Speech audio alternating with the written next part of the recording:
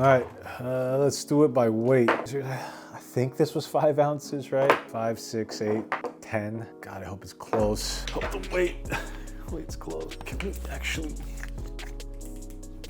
man.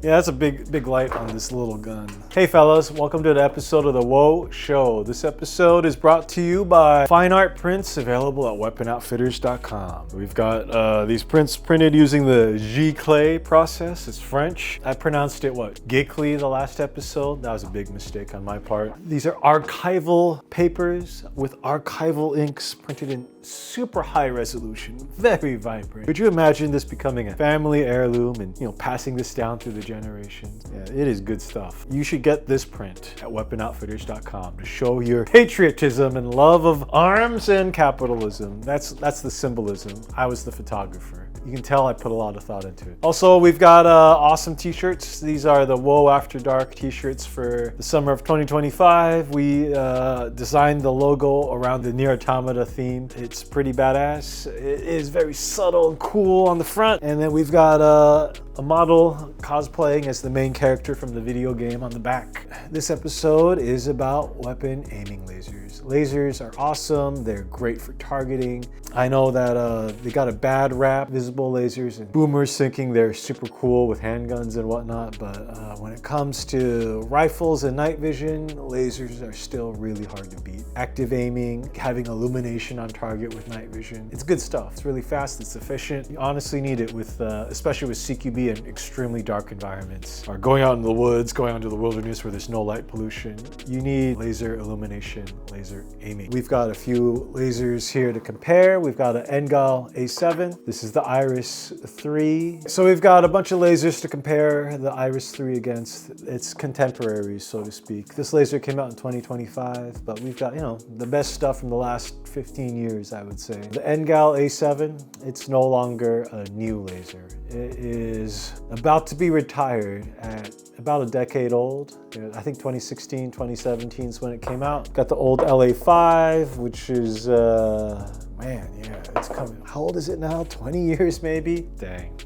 And of course, we've got the B. Myers Mall, which is a top dog, been around since 2016, 2017, same as the NGAL, designed specifically for short-barreled rifles. The weight comparison, the NGAL is still the lightest at 5 ounces. The IRIS 3 is 1 ounce heavier at 6 thereabouts. The LA5 at 8 ounces or so, and the Mall is the heaviest at 10 ounces with the most capability. Cost-wise, all these lasers cost around $3,000 to $4,000 when you can even buy them. The main thing is that the high-powered military-only lasers, you can only get them through gray market sales when a police department surpluses them out. So you'll pay an inflated price. Market price, if you can buy it legally, it's all around $3,500.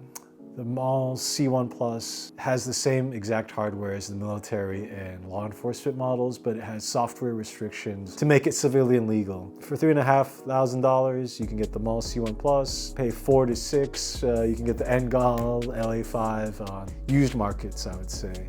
The IRIS is at $899 at weapon-outfitters.com. I'm sure everyone else is selling it right around there too. So it's less than a third or fourth the cost of these other lasers. And it's fully legal. The legality is, because it's fully legal, it's super easy to get. So the market price is pretty low. You won't be paying any marked up prices for these, I believe. Performance-wise, the Holosun being civilian legal does pretty well. It is a newer design, newer release. I think early prototypes were criticized for not being powerful enough. That was a simple fix on their part, I guess.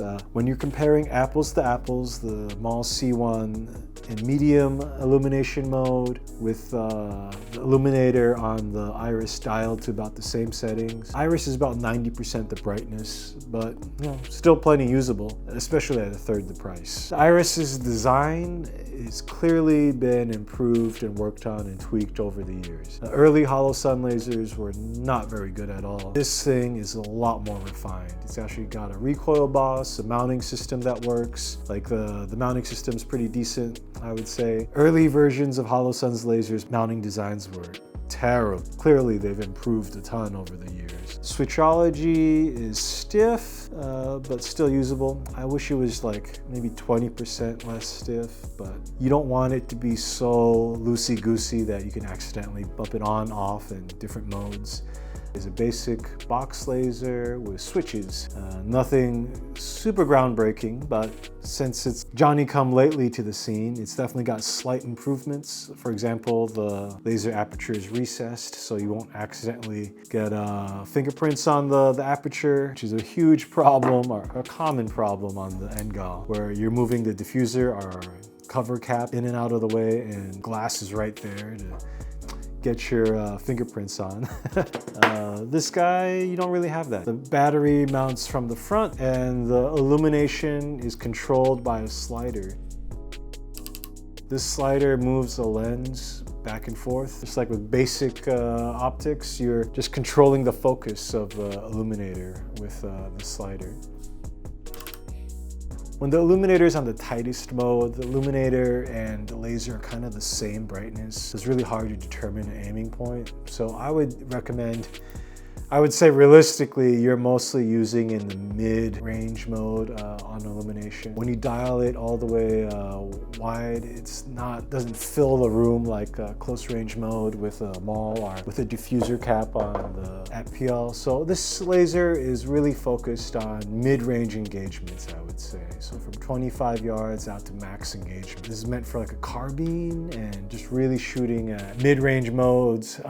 You're shooting at mid-range distances where the 5.56 really shines. It's not really a CQB laser. I would say if you're using it in CQB, you'd want to either get a diffuser or pair it with something like the B.E. Meyers Kiji, which has diffusion. The Holosun IRIS 3 comes in a nifty box, which is super padded, very durable. Comes out the gate with a very useful switch. For $900, coming with a switch with visible laser override and Picatinny mounting solutions. It's a pretty good deal. Since, you know, for another laser, you're paying $100 for something like that easily. Remote switch is also a bit more refined compared to the NGAL, for example, since it's got the Picatinny mounting right out the gate. The visible laser capability is pretty neat.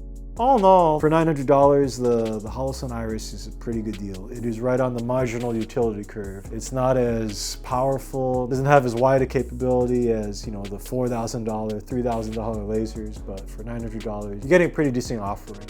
I would recommend it for sure for like a entry-level backup gun. It's one of those products that's for very practical, pragmatic people. It's obviously not for anyone political, especially if you're super Taiwan #1 types. Because Taiwan is #1, but you know, these are made in China. Unfortunately, they are actually a good deal. They actually have decent performance. So if you're a pragmatic person and want a IR and visible laser for your carbine that won't break the bank, the Holosun IRIS 3 is definitely a decent offering. Available at weaponoutfitters.com. All right, that does it for this episode. Stay tuned, we've got more episodes coming of the WOA Show and more merchandise getting released every month at weaponoutfitters.com. Thank you for your time. All right, I'm hungry, let's eat.